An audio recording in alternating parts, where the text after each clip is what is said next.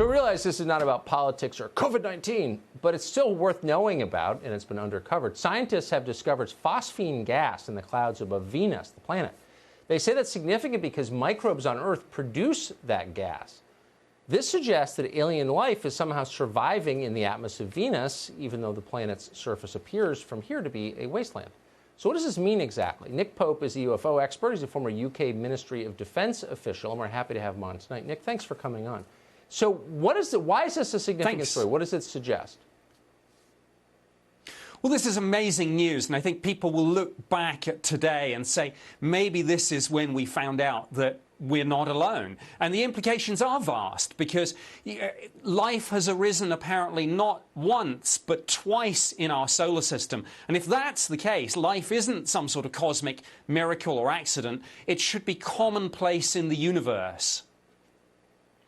Well, that has all kinds of implications for us, and it may tie directly to your life's work, what you study primarily, which is unexplained sightings in our atmosphere. So how should we respond to this? Well, I would like to see the president talking to NASA and saying, let's do a flagship mission to Venus.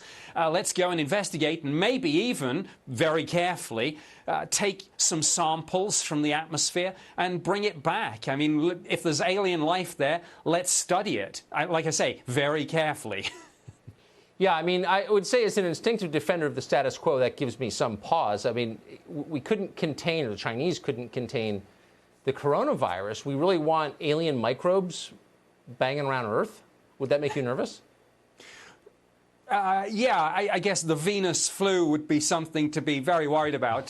So it would take careful planning. But, I mean, yeah, this is a great day for science. And, yeah, the implications for the UFO phenomenon, too. It's interesting that this news hit just really days after the news about Commander David Fravor talking about the Tic Tac incident again and saying that the radar jamming that occurred there was, as he put it, an act of war. I think these stories are connected and people are interested in this. I have to ask you, I ask this every time you come on, how long do you think the U.S. government continue to keep up the pose and the veil of secrecy? How long before we can just know what our leaders know?